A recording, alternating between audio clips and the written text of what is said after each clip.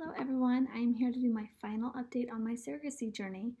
So I didn't do a good job at giving you another update before delivery. I was hoping to do another update around 36 weeks, but I just got busy. So around 36 weeks we had ultrasound just to confirm that baby was in the correct position and that my placenta had completely moved, and everything turned out good for that appointment. So we were all very excited that I was going to be able to attempt another natural vaginal birth. So after 36 weeks, it those few weeks feel like a really long time. I felt very pregnant, but I still felt good. So that was really exciting that I still felt pretty much the same as I did my first pregnancy. I definitely had those last few days, I definitely felt a lot of pressure. And I don't remember having that the first time with Riley, although I didn't start dilating ahead of time with Riley either. When I went for induction with Riley, I was not dilated. I was at 0 and 0% effaced. So when I went in for my 38-week appointment, I did have them check to see if I was dilating, and I was a 1 that week, and then the next week I was between a 2 and a 3.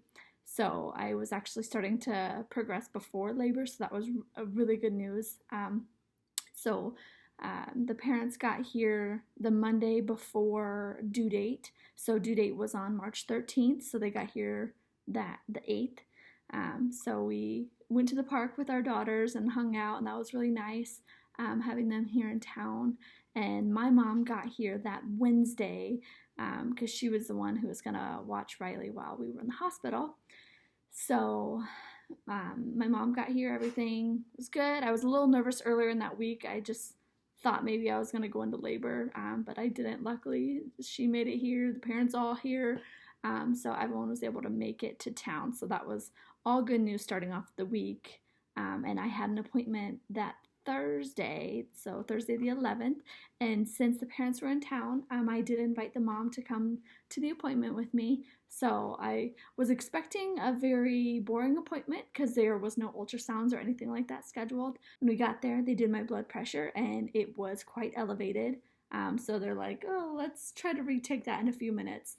But just with my history with Riley, at the end of my last pregnancy, my blood pressure was elevated, and that's what caused my induction. And we kind of waited until we absolutely had to be induced last time. So this time they went ahead and while we were there, they put me on the monitors. They had me do some blood work and a urine sample just to rule out preeclampsia, because if it would have been preeclampsia, they probably would have induced me right then and there. But they went ahead, since it wasn't emergent. When they got me on the monitors, my blood pressure went down a little, but it was still a little bit elevated.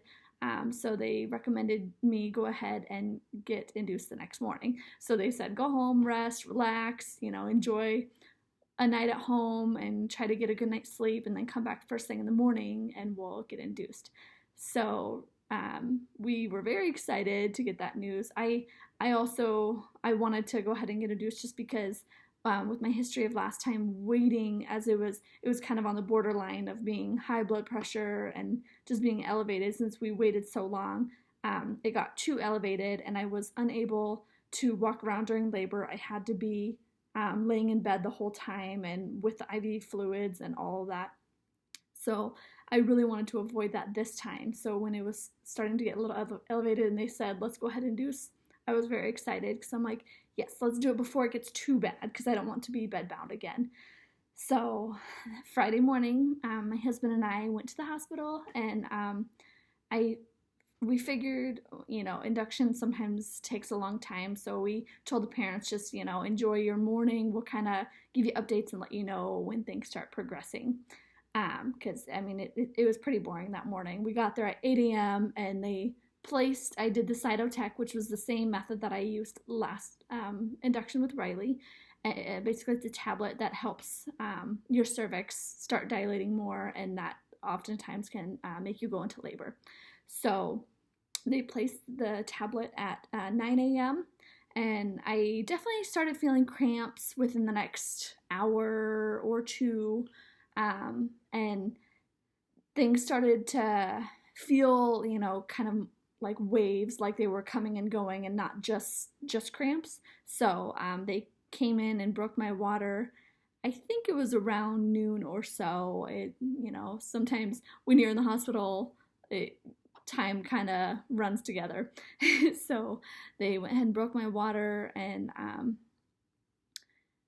once they did that, my contractions definitely were starting to feel more regular. And then about 30 minutes or so after they had broke my water, they got me hooked up to some Pitocin to make sure my contractions started staying regular and to get things going. So they really started picking up between 1 and 2.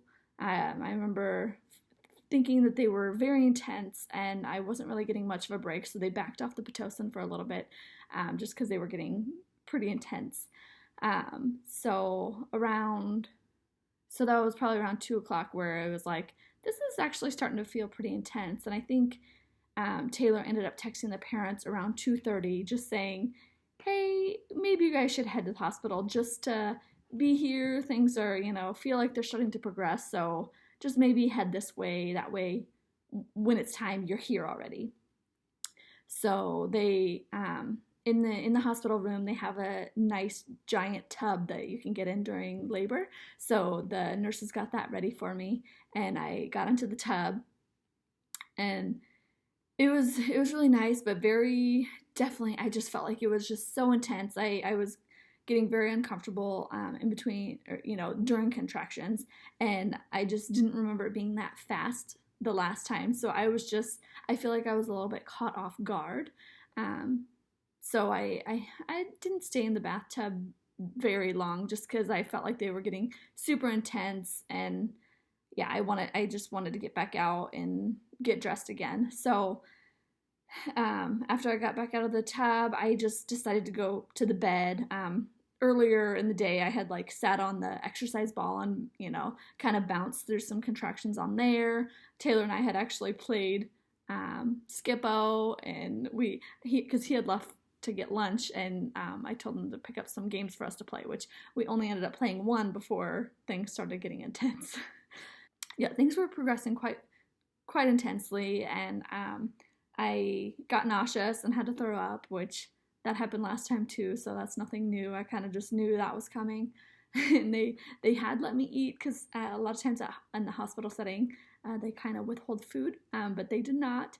But they, always tell you, it's probably going to come out one way or another once things start picking up, which of course it did. By 4 o'clock, I'm like, I'm not going to be able to do this another 6 hours, because in my mind I thought I had at least 6+ more hours of this very intense labor, and I was getting a little nervous that it was just going to take too long, and there's no way I could handle that intense contractions for that long. So I was asking questions about epidurals, which I didn't get. The nurse is like, I think you're closer than you think, if you want to wait a little bit and just see. I mean, she's like, I'll call the anesthesiologist if you want, but maybe just wait a few minutes and kind of see how you feel. And they were calling the midwife at that point, just because they're like, it's happening and you guys need to get back here. So we had 2 midwives. One of them was still kind of in training. She's not a new midwife, but she was new to the hospital, so they had 2 midwives there, and so they were calling both of them saying, you need to get to the hospital by 5 for sure. And so this was around 4 o'clock, and things just happened so quickly. All of a sudden, I'm making the sounds of pushing, and they're like, yeah. So they're calling the midwives again, saying, you need to get here now. And one of the nurses, was ready to deliver the baby just in case, they didn't make it. But the parents came in around, I know someone had said that they had got there at 4:12, so they had come in to the room not long after that, because I said, if it's time, yeah, bring them in. I didn't really know. I still thought I had a while at this point. I was kind of out of it a little bit. Just in my mind, I was more focused on the contractions and just trying to get through them. And I did start pushing. The midwives and the parents got there pretty much the same time. It kind of just all happened. and everyone was there ready to go. So then I started pushing, and I did not push very long. With Riley, I pushed for 2.5 hours. So again, I thought I'd be in this stage for a long time too, but it was, I don't know, maybe 20 minutes, I think someone told me. It was like through 3 big contractions. That's kind of how I got him out. And the parents were right there. The mom was able, she kind of sat on the bed with me because we wanted to do immediate skin to skin while we did the delayed cord clamping. So he was still connected, and the midwives handed him directly to mom. So that was really cool that she was right there with me, and she got to hold the baby right away, and it was beautiful. So that was an amazing experience, having her right there, and Dad was right there too. And I had Taylor take some pictures for everyone so they could kind of have that moment forever. It was super beautiful and amazing. And then after they clamped in, I actually did cut the cord. They asked if anyone wanted to, and Mom's hands were full with the baby, of course, and Dad said he didn't really care. He could do it or not do it, and I said, I'll do it. So I cut the cord for them. That was kind of cool. And so then they went over and kind of sat in the chair, and then the midwives tended to me. I did start hemorrhaging a bit, so I lost more blood than what you should. So then they gave me a shot and some Pitocin, and they were trying to get the bleeding under control. And eventually they did. I just lost a little more blood than what they like. So then afterwards, I kind of just didn't want to get up for a while. They wanted me to stay in bed and, stay the full 24 hours before releasing me. So once things kind of calmed down, then they weighed the baby and did all that. So mom got to hold the baby for like the first hour or so before they do the whole weighing and measuring the baby and doing all of the testing. So that was really cool for them to have that special time right away with their baby. And he weighed 8 pounds and 7 ounces, so a little larger than what I thought. I thought he was going to be bigger than Riley, but definitely bigger than what I for sure thought. Because the last couple weeks of pregnancy, I had actually lost 3 pounds. So I'm like, maybe he's not going to be as big as I thought. And then, yeah, he came out and he was a nice sized baby. So after that, the parents got their own room so they could kind of relax with the baby and have their special time. And then I could rest as well, especially losing all the extra blood that I lost. I just wanted to sleep and relax and not worry about anything. And by that time it's late in the evening and everyone wants to go to bed anyways. So it was overall just such an amazing experience.